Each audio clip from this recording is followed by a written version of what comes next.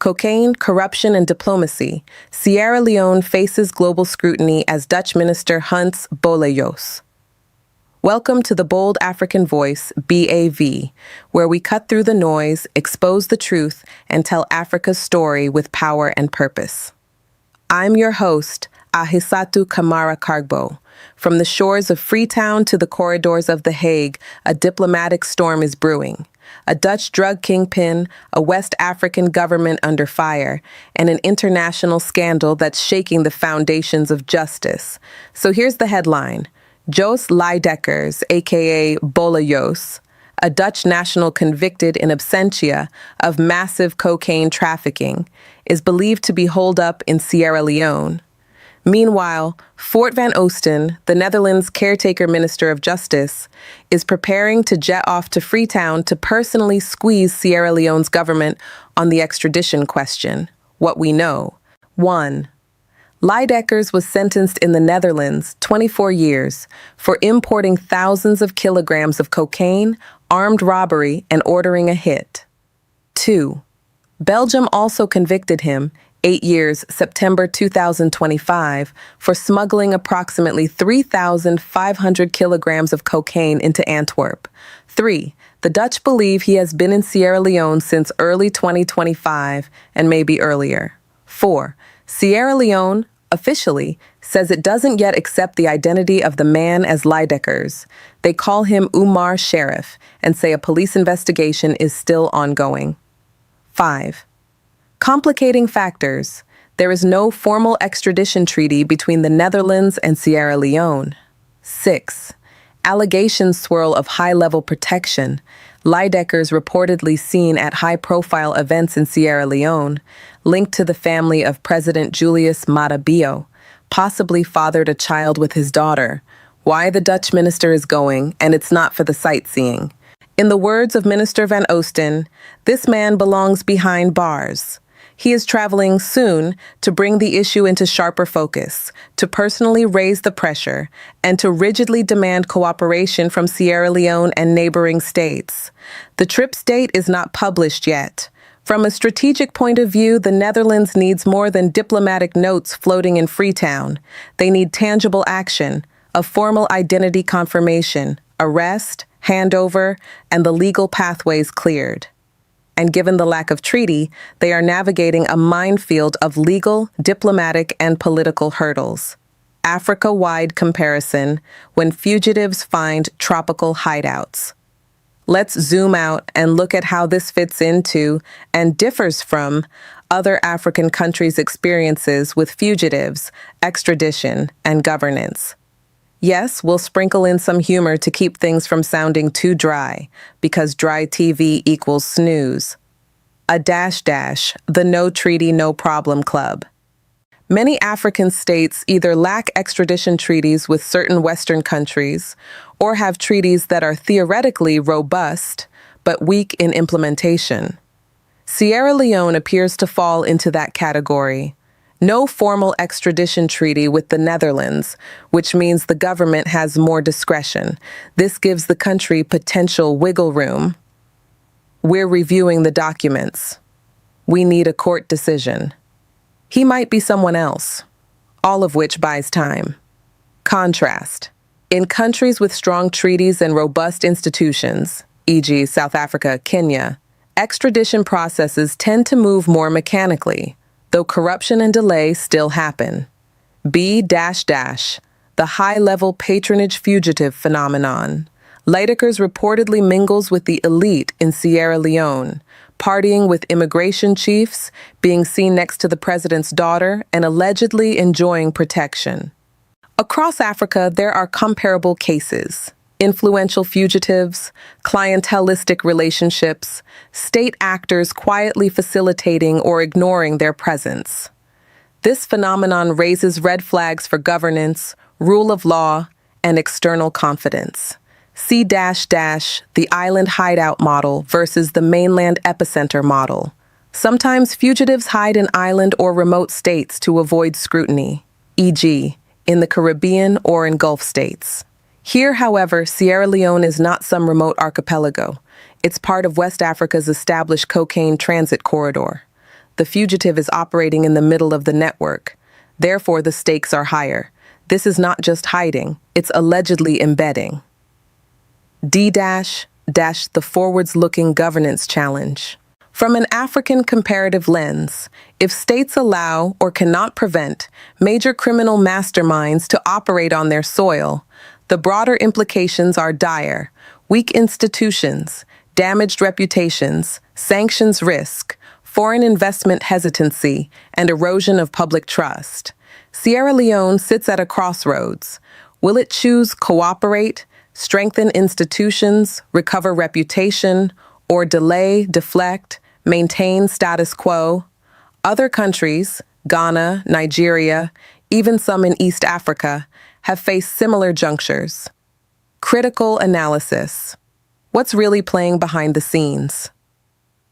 1.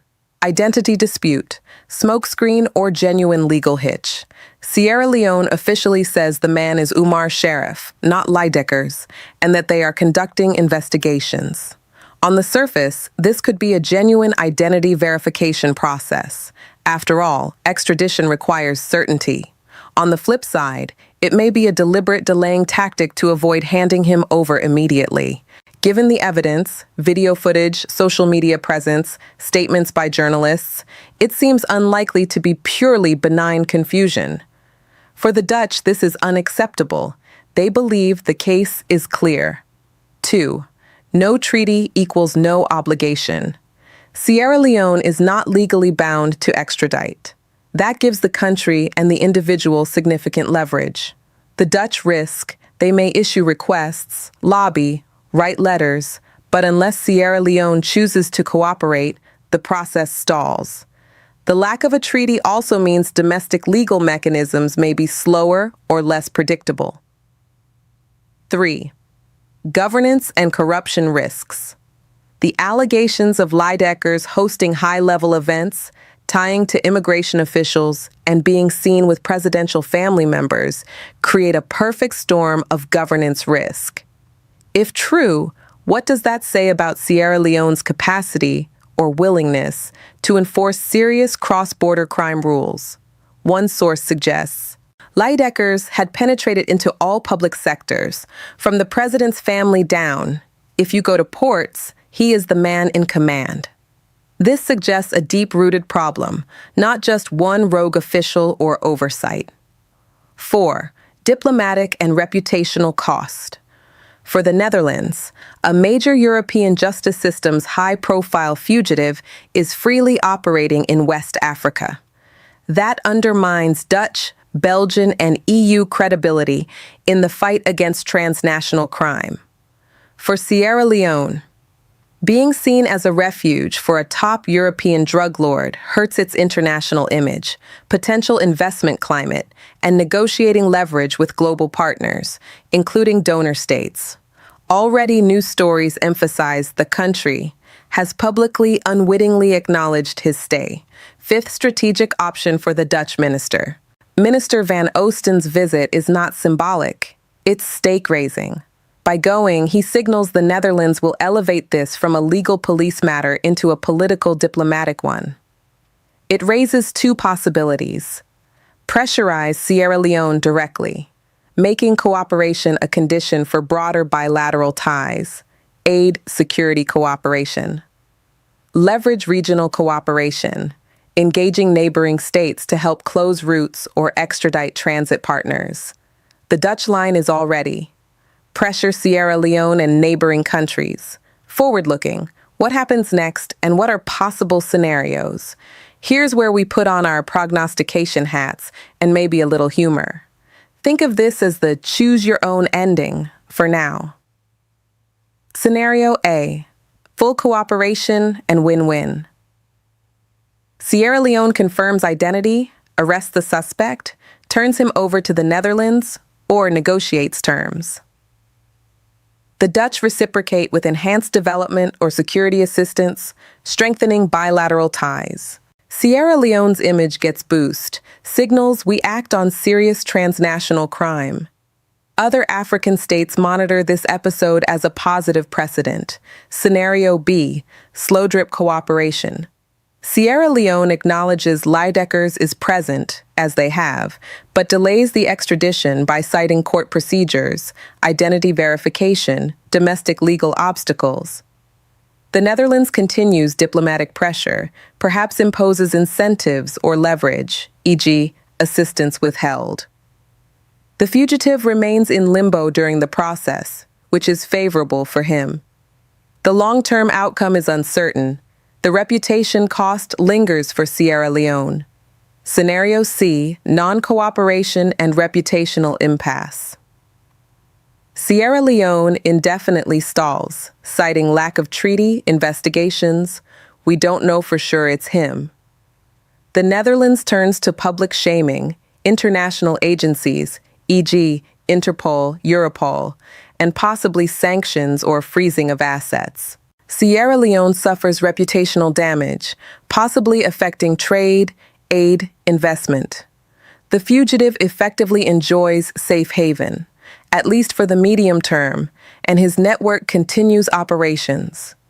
Key factors that will determine which scenario gets realized: the strength and transparency of Sierra Leone's internal institutions, judiciary, law enforcement, immigration control. Willingness of the ruling government to allow an extradition that may implicate inside actors. External pressure from the Netherlands, EU, international crime-fighting agencies, civil society, media. The possibility of third-party states being involved, transit states, and how regional cooperation plays out. Domestic public opinion and media coverage in Sierra Leone. If the pressure becomes high internally, then the government may need to act to maintain legitimacy. Some humor, because we need a little lightness amidst the seriousness. One might quip, when your couch-surfing guest turns out to be Europe's most wanted cocaine kingpin, maybe it's time to check the guest list. Or, you don't need an extradition treaty if you have a good birthday party video to show worldwide. Yes, that's a nod to the video of Leijdekkers at a high-profile event in Sierra Leone. And, the only thing slower than waiting for the extradition, watching paint dry on a 1974 Extradition Act. Okay, the user story referenced the 1974 Act for Sierra Leone. Key takeaways for African governance watchers, and yes, some cheeky takeaways too. Corruption upstream kills extradition downstream. If senior officials are implicated in the protection of criminals, the extradition process is compromised at the root. Legal frameworks matter, but political will matters more. A treaty is important, but without the willingness to enforce it, it's mere paper. Public transparency and media freedom are vital. The many reports of journalists being silenced in Sierra Leone regarding this case, and others, are a worrying sign. Regional precedents set the tone. If Sierra Leone allows this to go unresolved, other African states may interpret that as a signal. Safe haven equals acceptable. For the Netherlands and Europe, Africa is no backyard. Rolling up sleeves and doing the diplomatic legwork, ministerial visits, multilateral engagement shows the difference. Impact on Sierra Leone's drug enforcement architecture. The unfolding saga of Jos Leijdekkers, aka Bolle Jos, isn't just a sensational fugitive story. It reveals the structural fault lines within the enforcement machinery of Sierra Leone and sends ripples through its future capacity to combat transnational crime. Weak institutions, strong thresholds. According to investigative work, Leijdekkers, posing as Umarr Sheriff or other aliases, had long embedded himself in Sierra Leone's club scene, casino pits, and elite social circuits. Reports suggest he may have used the country's under-resourced immigration, law enforcement, and port control systems to his advantage. For example, a casino worker told journalists that the mysterious Dutchman burned through eye-watering sums in a Freetown resort casino while remaining largely unchallenged. This points to a classic governance gap. Capacity exists in name, immigration checkpoints, police, ports, but enforcement is weak, monitoring sporadic, and accountability minimal. When one man can allegedly move through multiple control layers unchecked, the signal is serious. Criminal networks may perceive Sierra Leone as a comfortable zone, reform or facade. In response to mounting international pressure, the Sierra Leone government has made public statements. For example, Ministry of Information and Civic Education asserted that an investigation is underway and that no one will be arrested merely on alleged identity without due process. While transparency is welcome, the devil lies in delivery. The next question is, will Sierra Leone leverage this moment to upgrade its enforcement architecture and thereby gain regional respect, or simply issue more statements and allow the status quo to persist?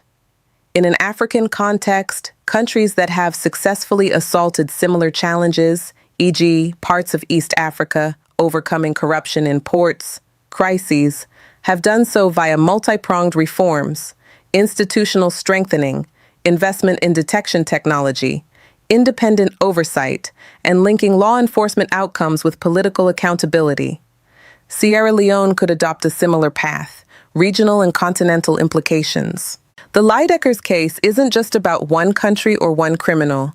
It touches on West Africa's emerging role in global drug trafficking networks, and thus holds lessons for the entire continent. West Africa's tightening seat in global supply chains. West Africa has long been a transit route for Latin American cocaine bound for Europe. Sources indicate that Leijdekkers had been operating in Sierra Leone since at least early 2023. Leveraging the country's strategic maritime gateways and weaker regulatory environments. If a major European drug lord can relax in Freetown, attend high-profile events, and reportedly enjoy protection, then this sends a signal to other networks. The gateway remains open. For neighboring states, Guinea, Liberia, Ivory Coast, etc., the lesson is clear. If one hub goes unchecked, the entire West African corridor becomes increasingly vulnerable to exploitation and becomes subject to sanctions, surveillance, or loss of credibility. Africa-wide comparison, how other states fared. In Nigeria and Ghana, for example, strong media scrutiny and civil society pressure forced high-profile extraditions and better export controls. The result? Improved reputational standing, improved investor confidence. By contrast, a scenario in which Sierra Leone appears to tolerate or even collude with a top-tier drug trafficker would mark a step backwards, not only for Sierra Leone, but for the continent's broader fight against narco-trafficking. Thus, the stakes are both national and continental. If Sierra Leone cooperates and reforms, it sets a positive regional precedent. If not, it reinforces the perception of West Africa as the weak link in global anti-drug strategies and could lead to increased external intervention via EU, UN, bilateral donor pressure. Forward-looking, what should stakeholders do? Given the evolving nature of the crisis, here are strategic recommendations for different actors. For Sierra Leone's government, 1. Fast-track identity verification and legal processes. The current identity dispute, is it Leijdekkers or not, is a key choke point. The government must organize an independent forensic team to resolve the matter swiftly. 2. Strengthen port, immigration, and border controls. Because the country is being used as a transit or hiding hub, investment in container tracking, biometric entry-exit logs, and interagency coordination is vital. 3rd, decouple law enforcement from political interference. If allegations about presidential family ties are even partially true, the optics are disastrous. Ensuring that enforcement is blind to status will restore trust. 4. Leverage international support. Sierra Leone should accept donor and technical help, EU, UNODC, Interpol, to build capacity rather than viewing such help as intrusive. For the Netherlands and Europe. 1. Use diplomatic leverage smartly. With the visit of Foort van Oosten, the Netherlands should link cooperation to broader bilateral benefits, technical assistance, trade, development. 2. Strengthen regional frameworks. Rather than focusing solely on Sierra Leone, Europe should support a regional West African pact on extradition, intelligence sharing, and criminal asset recovery. 3. Public-private collaboration on supply chains. Since ports and cargo chains are involved, engage with private sector, shipping companies, logistics to improve screening and traceability. For civil society and media in Africa. 1. Investigative pressure matters. As some reports indicate, journalists in Sierra Leone were offered hush money or intimidated. Independent media must continue exposing links and holding power to account. 2. Transnational networks of transparency. African investigative journalists should partner across borders, since drug trafficking networks span continents.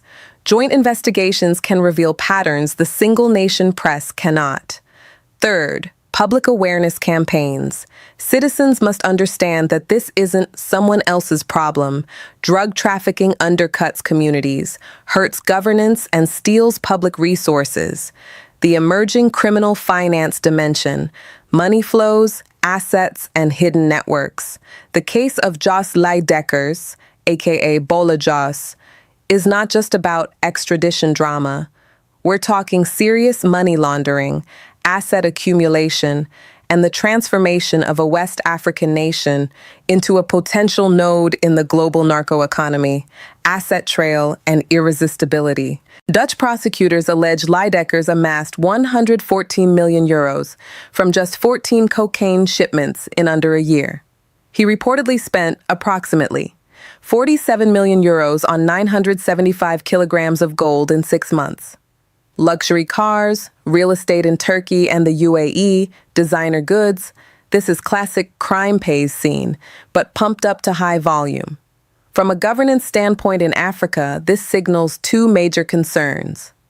When illicit actors have that kind of liquidity, they can exert influence, bribes, investments, social penetration. High-volume asset flows often exploit weak financial oversight, opaque real estate markets, unmonitored foreign investment channels, all of which are vulnerabilities in many African states. Sierra Leone as a possible sanctuary and staging area. Leijdekkers has been spotted openly in Sierra Leone, attending a church service on the 1st of January 2025 with the presidential family, posted by the First Lady on social media. Reports estimate he's been in Sierra Leone since at least early 2023. Such presence and these asset flows raise questions. Is Sierra Leone being used solely as a hideout or actively as a base for movement of goods, money, and influence? Are fil rouge links between business, politics, and criminal networks embedded such that extraction of a major figure becomes politically risky? Crucially, according to one source, the Sierra Leonean government's own immigration chief was sacked after footage surfaced of him receiving a gift from Leijdekkers. That alone signals systemic risk, implications for African states' financial systems. For African governance watchers, the Leijdekkers case offers a cautionary tale and opportunity alike. States must guard against real estate acquisition by illicit actors under opaque structures, hidden investment schemes, e.g., casinos, resorts, nightclubs, that can launder funds under tourism investment covers. Political economic protection chains. When criminals embed in elite circles, this weakens the rule of law and sets dangerous precedents. Conversely, if properly addressed, states can turn such a case into a reform moment, strengthening financial intelligence units, improving AML, CFT, anti-money laundering, combating the financing of terrorism, frameworks, enhancing transparency in investment and asset ownership. What this means for the future of West African regional cooperation. The Leijdekkers situation isn't isolated to Sierra Leone. It implicates regional transit corridors, cross-border criminal networks, and collective vulnerability across West Africa. Cross-border drug transit and changing patterns. West Africa has long been used as a transshipment corridor for Latin American cocaine headed to Europe. The Guardian reported Leijdekkers' presence in Sierra Leone as emblematic of that shift. As European port controls, Rotterdam, Antwerp tighten, criminals pivot, often to weaker jurisdictions in Africa. This means regional partners must up their game. Intelligence sharing, joint investigations, harmonized legal frameworks. If one state becomes soft, the neighboring states become vulnerable by proximity. Regional institutional reform potential.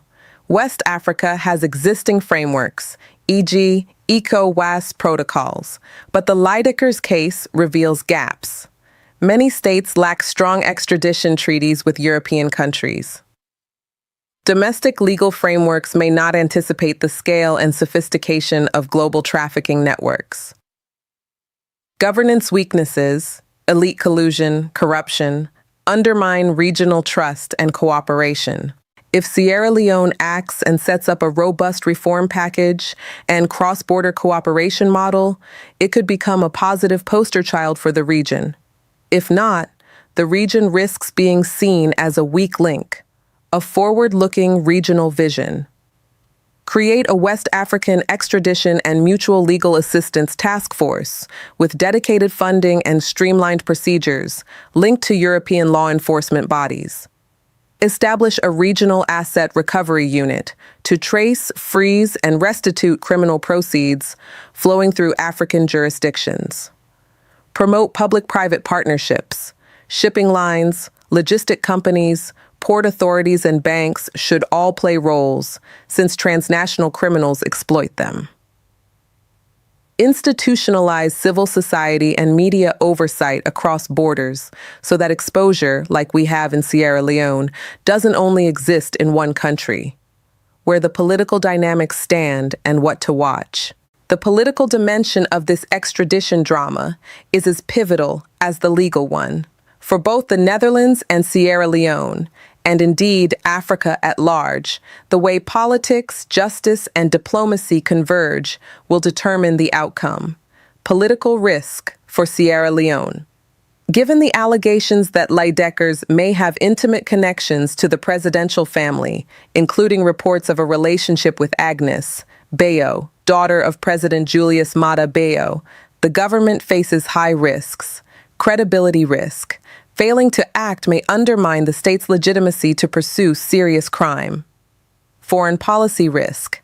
Straining relations with key partners like the Netherlands, EU might hamper aid, trade, or security assistance. Domestic risk. Opposition parties and civil society may use the issue to challenge governance, and public perceptions of impunity could grow. Strategic leverage for the Netherlands. The Dutch minister's forthcoming visit signals that the Netherlands is elevating this from a routine law enforcement matter to a diplomatic priority. This creates leverage. The Netherlands and EU partners may link cooperation to broader agendas, aid, capacity building. Public pressure can be increased. Media, rewards for information, cross-border operations. The case may serve as a deterrent signal. We will chase you even if you flee to West Africa. Key upcoming indicators to monitor. Is the suspect formally arrested in Sierra Leone? If yes, under what identity? Has the Dutch minister set a date for his visit? And will it include any bilateral agreement or memorandum of understanding? Will Sierra Leone engage external investigative/forensic support, e.g., from Interpol EU, to verify identity and legal evidence? Will there be any sanctions, asset freezes, or diplomatic consequences if Sierra Leone delays? Will civil society in Sierra Leone and across West Africa push for transparency, exposing any collusion or obstruction? The saga of Jos Leijdekkers is far more than a sensational headline. It is a crucible where law, diplomacy, governance, money laundering, and elite politics intersect. For Sierra Leone and for Africa, it's a watershed moment. Act decisively and transparently, and you redefine your standing in the global fight against transnational crime. Stumble, and you reinforce old stereotypes of weak states and safe havens. Legal reform in Sierra Leone, the imperative for change. The ongoing drama around Jos Leijdekkers, also known as Bolle Jos or Umarr Sheriff, shines a glaring spotlight on how weak legal frameworks and ambiguous diplomatic arrangements undermine state capacity to prosecute serious transnational crime. Legal bottlenecks. Under the Extradition Act 1974 of Sierra Leone, extradition is technically possible, but only under narrow conditions. As one commentary notes, without a treaty, extradition is uncertain and politically sensitive. With no formal extradition treaty between Sierra Leone and the Netherlands, the Dutch request for Leijdekkers rests on diplomatic goodwill rather than legal duty. Moreover, Sierra Leonean officials have publicly cited the need for a completed police investigation and identification verification before triggering legal steps. Reform pathways. This case offers a reform rallying cry. Key reform initiatives should include amending the extradition law to broaden the list of treaty-free cooperating states and clarify procedures in the absence of treaties. Establishing bilateral or multilateral extradition agreements across Africa and with Europe that reflect modern crime trafficking realities. Setting up domestic legal process timelines so that high-profile cases like Leijdekkers don't stagnate indefinitely under the guise of "we are investigating." Protecting judicial independence and ensuring that identity verification and prosecutions proceed free of high-level interference, a particularly pressing need given allegations of elite links in this case, what African leaders should watch. A legal vacuum here creates the space for fugitives to exploit safe havens. Domestic courts need to be ready to prosecute or detain suspects even if extradition isn't immediately possible. Transparency and timely action will bolster trust both domestically and internationally. Delay invites reputational harm. The regional domino effect, West Africa under pressure. While the spotlight is on Sierra Leone, the broader West African region is also on trial. If this case shows weak links, it signals to organized crime that West Africa is a soft corridor with knock-on effects for all neighboring states. Spillover risks. The shift of major European drug trafficking figures into West Africa, including Leijdekkers, underscores the region's role as a key transit hub. One country's failure or delay creates incentives for traffickers to spread networks across multiple jurisdictions, meaning the problem isn't isolated, but networked. Erosion of rule of law in one state also undermines regional governance. Collective reforms become harder if one country lags. Regional reform agenda. Shared intelligence platforms across West African states to track fugitives, asset flows, and cross-border networks.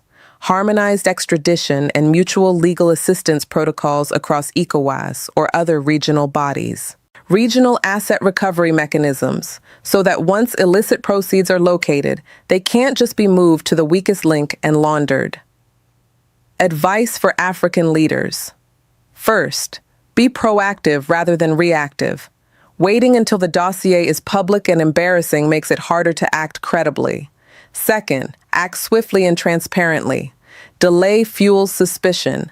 Public regular updates show seriousness and deter narratives of protection.